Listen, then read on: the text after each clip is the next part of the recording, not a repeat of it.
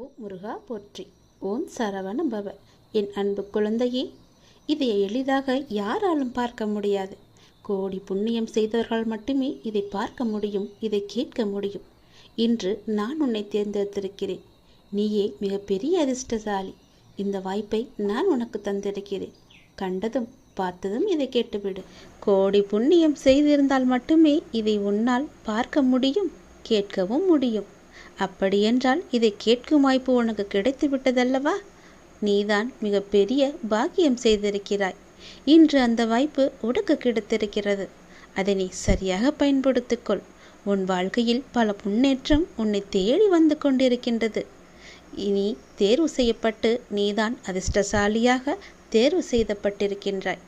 இன்று இரவு 12 மணிக்குள் இது உன் கண்ணில் நிச்சயம் படும். பிறகு பெருமகிழ்ச்சி உனக்கு தேடி வரும். நீ எப்போது இதை பார்த்ததும் கேட்கின்றாயோ, தள்ளிவிட்டு செல்லாமல் என்னை அலட்சியம் செய்யாமல் போகின்றாயோ, அப்போதே உன் வாழ்க்கையில் பல நல்லதுகள் நடந்து கொண்டே இருக்கும். நீ கேட்டது போலவே உன் வாழ்க்கை சந்தோஷமாக மாறும். அதிகமெல்லாம் வேண்டாம், எனக்காக தினமும் 2 நிமிடம் ஒதுக்கு. உன்னை பற்றி நல்ல நல்ல விஷயங்களையெல்லாம் நான் சொல்வதற்காக தினமும் உன்னை தேடி உன் இல்லம் தேடி வருகிறேன். நீயோ பார்த்தும் பார்க்காததும் போல சென்று கொண்டிருக்கிறாய். வருத்தப்படாதே, அழாதே, குற்றமாக எதையும் கருதாதே. நான் உன்னுடைய அப்பா. நீ என்ன செய்தாலும் அதை பொறுத்து கொள்ளும் பொறுப்பு எனக்கு இருக்கிறது. கடமையோடு நான் உன்னை பாதுகாத்து கொண்டிருக்கின்றேன். என் பிள்ளை தவறு செய்யும் பட்சத்தில் அதை கண்டிக்கும் உரிமையும் எனக்கு இருக்கின்றது. நீ உரிமையோடு என் மீது சண்டை போடுவதும் எனக்கு புரிகிறது. நான் எதுவும் தப்பாக நினைத்து கொள்ள மாட்டேன். உனக்கு நிறைய வாய்ப்புகளும் காலங்களும் நிறையவே உள்ளன. அவற்றை உனக்கு சாதகமாக மாற்றிக்கொள்வதற்காகவே இந்த சின்ன சின்ன சறுகல்களை எல்லாம் அப்போது உனக்கு கொடுத்து கொண்டிருந்தேன். புத்துணர்ச்சியோடு இந்த நாளை நீ எழுந்து நடமாடத் தொடங்கு. புதிதாக வீட்டுக்கு வரும்போது வெள்ளையடித்து சுத்தமாக்கிய பிறகுதானே உள்ளே வந்து நம்முடைய வாழ்க்கையை நடத்துவோம். அப்படிதான் உனது பிரச்சனைகளுக்கு இன்று தீர்வு கிடைக்கப் போகிறது. தீர்வு காண நான் சொல்வது போலவும் செயல்படுவது போலவும் உன்னை நீ மாற்றிக்கொள். உன்னை நான் சுத்தமாக்குகின்றேன். நீ கர்மவினை என்ற குப்பைகளாலும் மாயை என்கின்ற அழுக்குகளாலும் முற்றிலுமே மாசுபட்டு இருக்கின்றாய். உலக பந்தம் என்ற கட்டில் சிக்கிக்கொண்டு கஷ்டம் நஷ்டம் பிரச்சனை என்று பேதலித்து வருகின்றாய். அவற்றை நான் மெதுவாக சுத்தம் செய்யும் போது உனக்கு சோதனை அதிகமாவது போல தெரிகிறது.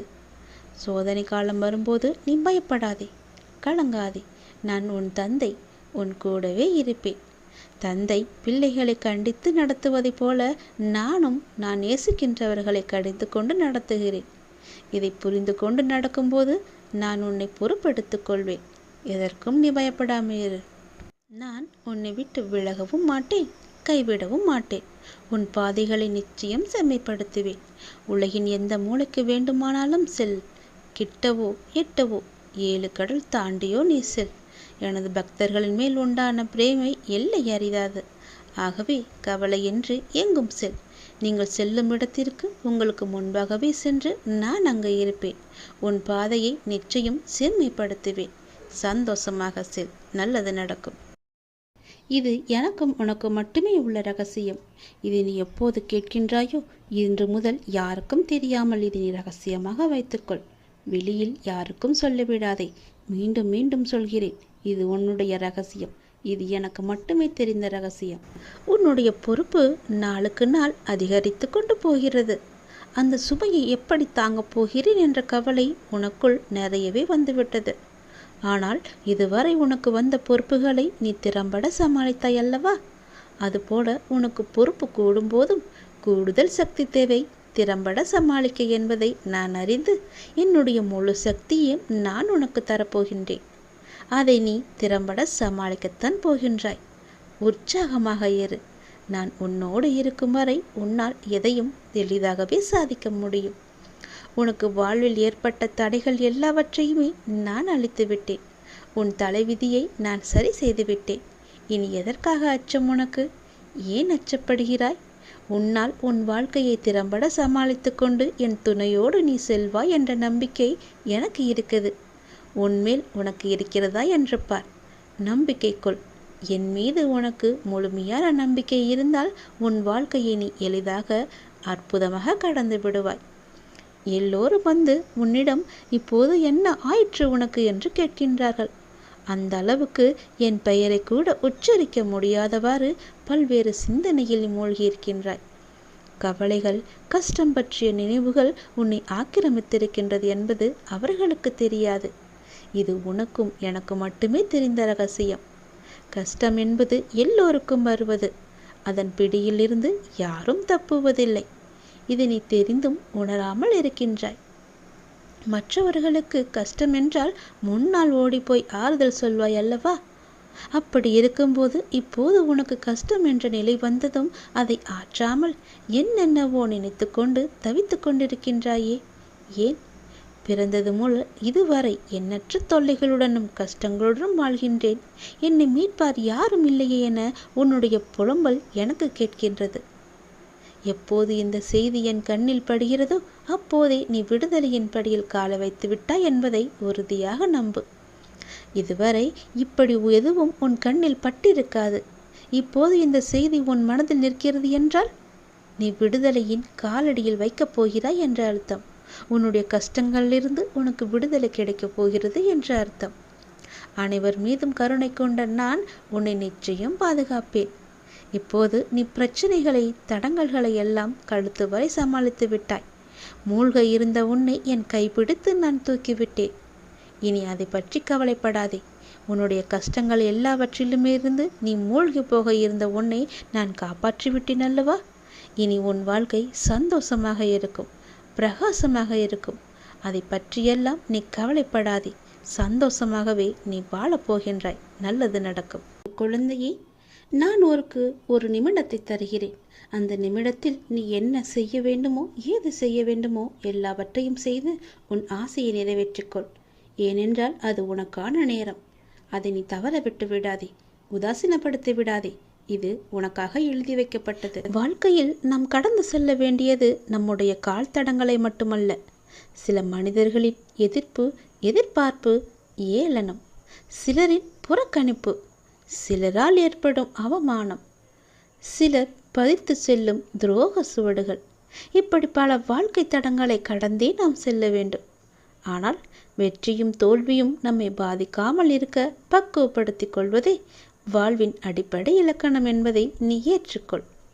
பொறுமை என்பதை நீ ஆயுதமாக கொண்டு நீ எந்த செயலில் இறங்கினாலும் உனக்கு நிச்சயம் வெற்றி கிடைக்கும்.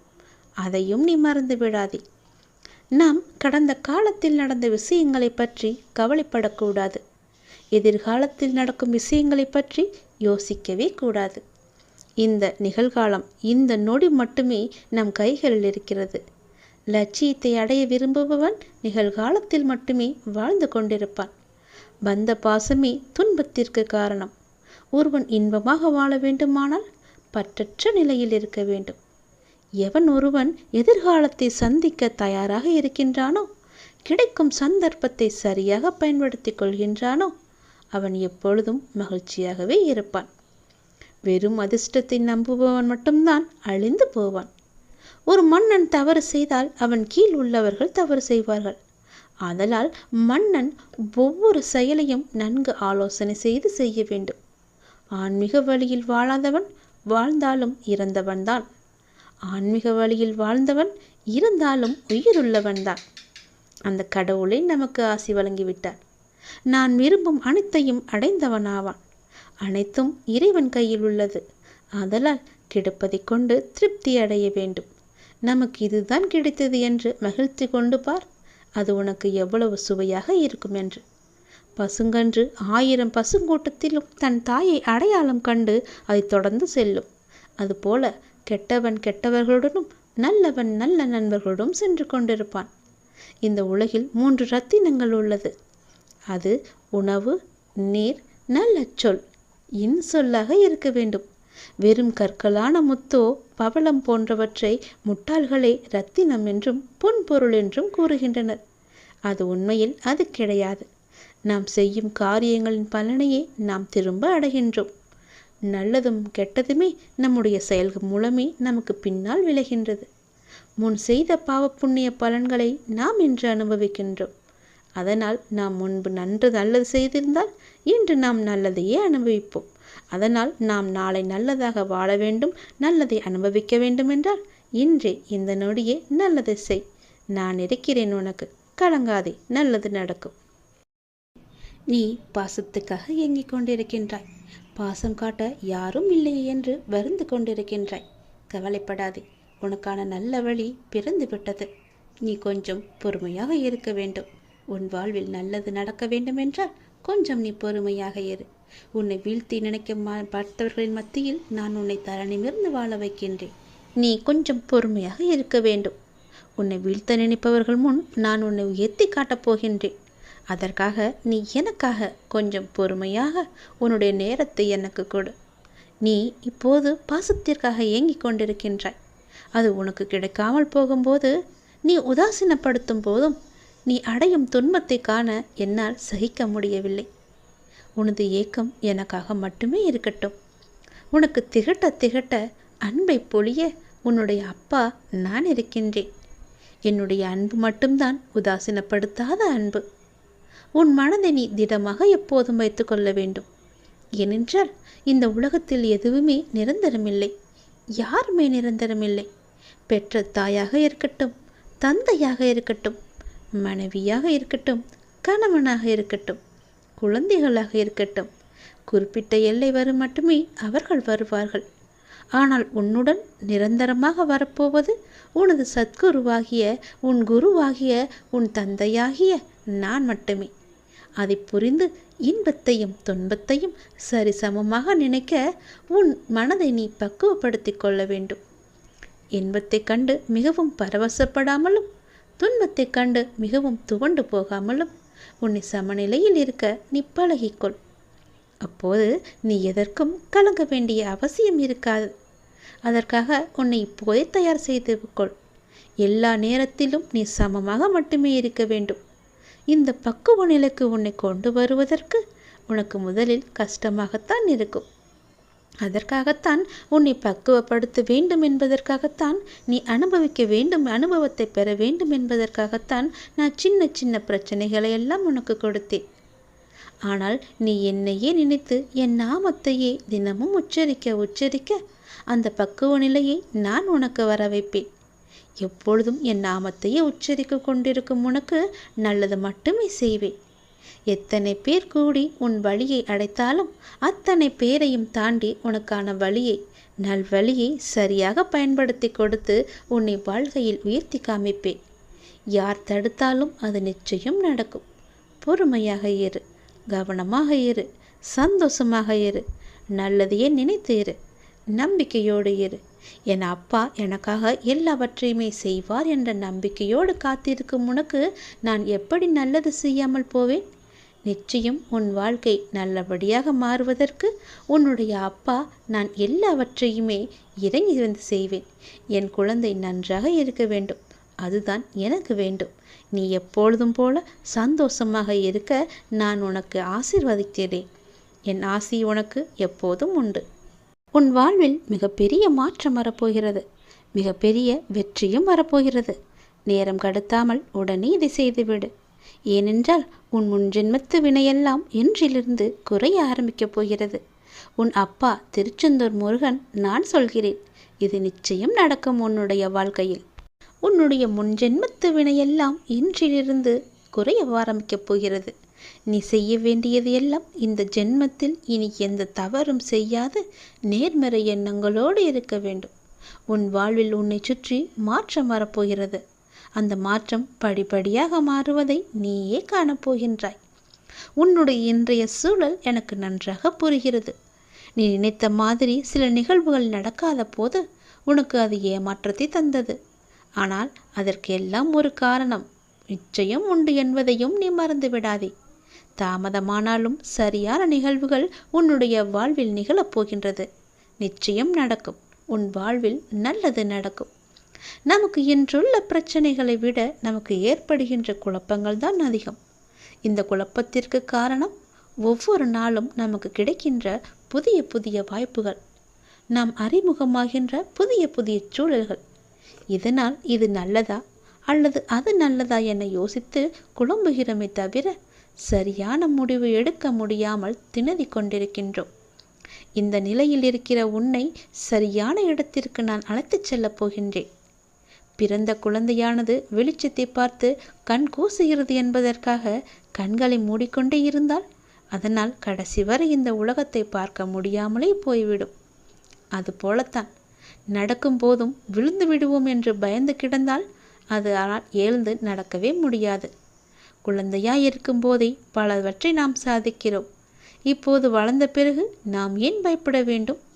நீ இந்த உலகத்தை உற்றுப்பார், நன்றாக அது உனக்கு விளங்கும். இந்த உலகில் எது நடந்தாலும் எல்லாவற்றிற்குமே ஒரு காரணம் இருக்கிறது. உங்களுக்கு நல்லது நடந்தாலும் அதற்கு ஒரு காரணம் இருக்கிறது, தீயது நடந்தாலும் அதற்கும் ஒரு காரணம் இருக்கிறது. எதுவுமே இந்த உலகில் காரண காரியம் இல்லாமல் நடப்பதில்லை. எல்லாமே இறைவனுடைய லீலை. அவன் அருளாலே எல்லாமே இங்கு நடந்து கொண்டிருக்கிறது. அதனால் எதை பற்றியும் சிந்திக்காதே. உனக்கு கிடைத்தால் மகிழ்ச்சி கொள், கிடைக்கவில்லை என்றால் நாளை கிடைக்கும் என்று நம்பி அதையும் மகிழ்ச்சியாக தள்ளிவிட்டு போ. மன அழுத்தத்தோடு இருக்காதே, சிந்தித்து பார். அது ஒருபோதும் வெற்றியை தராது. மன அழுத்தம் என்பது ஒரு நாளுமே வெற்றியை தராது. புன்னகையோடு சிந்தித்து பாருங்கள், புது அறிவு பிறக்கும், வெற்றி பெறுவீர்கள். வெற்றி மகிழ்ச்சிக்கு முக்கியமல்ல, மகிழ்ச்சியே வெற்றிக்கு முக்கியம். நீங்கள் செய்வதை நீங்களே விரும்பினால் வெற்றி உங்களுக்கு தானாக கிடைக்கும். வெற்றி என்பது வளர்ந்த மரம் போல. விதையை தூவிய மறுகணமே மரத்தை எதிர்பார்க்க கூடாதல்லவா? அது போலத்தான் முயற்சி செய்து அதற்கான பலன் நமக்கு கிடைக்கவில்லையே என்று உடனே எதிர்பார்க்காதே. விதையை நீ தூவிவிட்டாய், அதை வளர்வதற்கும் கொஞ்சம் கால நேரம் தேவையல்லவா? அதற்காக நீ கொஞ்சம் பொறுமையாக இரு. வெற்றியை தேடி பயணிப்பவன் தேய்ந்து போகலாம், பொறுப்பை சுமந்து பயணிப்பவன் தோற்பதில்லை. அதை நீ மறக்காதே. ஒவ்வொரு நாளையும் தொடங்கும் பொழுது நீங்கள் எதை பற்றிய எண்ணங்களால் தொடங்குகிறீர்களோ அதில் மிகவுமே கவனமாக இருங்கள். உங்களது இன்றைய எண்ணங்கள் நாளை உங்கள் வாழ்வாக மாறும். அறியாததை செய்வதை விட அறிந்ததை சிறப்பாக செய்யுங்கள். செயலை செய்வதென்றால் உலகில் உங்களை விட சிறப்பாக செய்ய முடியாத அளவுக்கு சிறப்பாக செய்ய முயற்சி செய்யுங்கள். இன்று நினைத்ததை இன்றே செய்து விடுங்கள். நாளை என்று நாட்களை கடத்தி விடாதே. நாளை வேறொருவன் சிறப்பாக செய்து நல்ல பெயரை சம்பாதித்து விடுவான். முடிந்தால் நாளை செய்ய வேண்டியதை இன்றே செய்து முடித்துவிட்டால் வெற்றி உன் அருகில் வந்துவிடும். உனக்கு துணையாக நான் இருப்பேன். நீ எது செய்தாலும் பக்கபலமாக இருப்பேன். நீ செய்வதை நல்லதாக மாற்றி உன்னிடம் திருப்பி கொடுப்பேன். நல்லது நடக்கும். சந்தோஷமாக இரு. இதை எளிதாக யாராலும் பார்க்க முடியாது. கோடி புண்ணியம் செய்தவர்கள் மட்டுமே இதை பார்க்க முடியும், இதை கேட்க முடியும். இன்று நான் உன்னை தேர்ந்தெடுத்திருக்கிறேன். நீயே மிகப்பெரிய அதிர்ஷ்டசாலி. இந்த வாய்ப்பை நான் உனக்கு தந்திருக்கிறேன். கண்டதும் பார்த்ததும் இதை கேட்டுவிடு.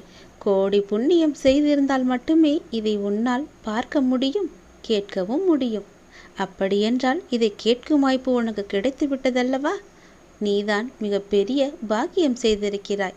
இன்று அந்த வாய்ப்பு உனக்கு கிடைத்திருக்கிறது. அதை நீ சரியாக பயன்படுத்திக்கொள். உன் வாழ்க்கையில் பல முன்னேற்றம் உன்னை தேடி வந்து கொண்டிருக்கின்றது. இனி தேர்வு செய்யப்பட்டு நீதான் அதிர்ஷ்டசாலியாக தேர்வு செய்யப்பட்டிருக்கின்றாய். இன்று இரவு 12 மணிக்குள் இது உன் கண்ணில் நிச்சயம் படும். பிறகு பெருமகிழ்ச்சி உனக்கு தேடி வரும். நீ எப்போது இதை பார்த்ததும் கேட்கின்றாயோ, தள்ளிவிட்டு செல்லாமல் என்னை அலட்சியம் செய்யாமல் போகின்றாயோ, அப்போதே உன் வாழ்க்கையில் பல நல்லதுகள் நடந்து கொண்டே இருக்கும். நீ கேட்டது போலவே உன் வாழ்க்கை சந்தோஷமாக மாறும். அதிகமெல்லாம் வேண்டாம். எனக்காக தினமும் 2 நிமிடம் ஒதுக்கு. உன்னை பற்றி நல்ல நல்ல விஷயங்களையெல்லாம் நான் சொல்வதற்காக தினமும் உன்னை தேடி உன் இல்லம் தேடி வருகிறேன். நீயோ பார்த்தும் பார்க்காததும் போல சென்று கொண்டிருக்கிறாய். வருத்தப்படாதே, அழாதே, குற்றமாக எதையும் கருதாதே. நான் உன்னுடைய அப்பா. நீ என்ன செய்தாலும் அதை பொறுத்து கொள்ளும் பொறுப்பு எனக்கு இருக்கிறது. கடமையோடு நான் உன்னை பாதுகாத்து கொண்டிருக்கின்றேன். என் பிள்ளை தவறு செய்யும் பட்சத்தில் அதை கண்டிக்கும் உரிமையும் எனக்கு இருக்கின்றது. நீ உரிமையோடு என் மீது சண்டை போடுவதும் எனக்கு புரிகிறது. நான் எதுவும் தப்பாக நினைத்து கொள்ள மாட்டேன். உனக்கு நிறைய வாய்ப்புகளும் காலங்களும் நிறையவே உள்ளன. அவற்றை உனக்கு சாதகமாக மாற்றிக்கொள்வதற்காகவே இந்த சின்ன சின்ன சறுக்கல்களை எல்லாம் அப்போது உனக்கு கொடுத்து கொண்டிருந்தேன். புத்துணர்ச்சியோடு இந்த நாளை நீ எழுந்து நடமாடத் தொடங்கு. புதிதாக வீட்டுக்கு வரும்போது வெள்ளையடித்து சுத்தமாக்கிய பிறகுதானே உள்ளே வந்து நம்முடைய வாழ்க்கையை நடத்துவோம். அப்படிதான் உனது பிரச்சனைகளுக்கு இன்று தீர்வு கிடைக்கப் போகிறது. தீர்வு காண நான் சொல்வது போலவும் செயல்படுவது போலவும் உன்னை நீ மாற்றிக்கொள். உன்னை நான் சுத்தமாக்குகின்றேன். நீ கர்மவினை என்ற குப்பைகளாலும் மாயை என்கின்ற அழுக்குகளாலும் முற்றிலுமே மாசுபட்டு இருக்கின்றாய். உலக பந்தம் என்ற கட்டில் சிக்கிக்கொண்டு கஷ்டம் நஷ்டம் பிரச்சனை என்று பேதலித்து வருகின்றாய். அவற்றை நான் மெதுவாக சுத்தம் செய்யும் போது உனக்கு சோதனை அதிகமாவது போல தெரிகிறது. சோதனை காலம் வரும்போது நீ பயப்படாதே, கலங்காதே. நான் உன் தந்தை, உன் கூடவே இருப்பேன். தந்தை பிள்ளைகளை கண்டித்து நடத்துவதைப் போல நானும் நான் நேசிக்கின்றவர்களை கடிந்து கொண்டு நடத்துகிறேன். இதை புரிந்து கொண்டு நடக்கும்போது நான் உன்னை பொறுப்பெடுத்துக் கொள்வேன். எதற்கும் நீ பயப்படாமல் இரு. நான் உன்னை விட்டு விலகவும் மாட்டேன், கைவிடவும் மாட்டேன். உன் பாதைகளை நிச்சயம் செம்மைப்படுத்துவேன். உலகின் எந்த மூலைக்கு வேண்டுமானாலும் செல். கிட்டவோ எட்டவோ 7 கடல் தாண்டியோ நீ செல். எனது பக்தர்களின் மேல் உண்டான பிரேமை எல்லை அறியாது. ஆகவே கவலையின்றி எங்கும் செல். நீங்கள் செல்லும் இடத்திற்கு உங்களுக்கு முன்பாகவே சென்று நான் அங்கே இருப்பேன். உன் பாதையை நிச்சயம் செம்மைப்படுத்துவேன். சந்தோஷமாக செல். நல்லது நடக்கும்.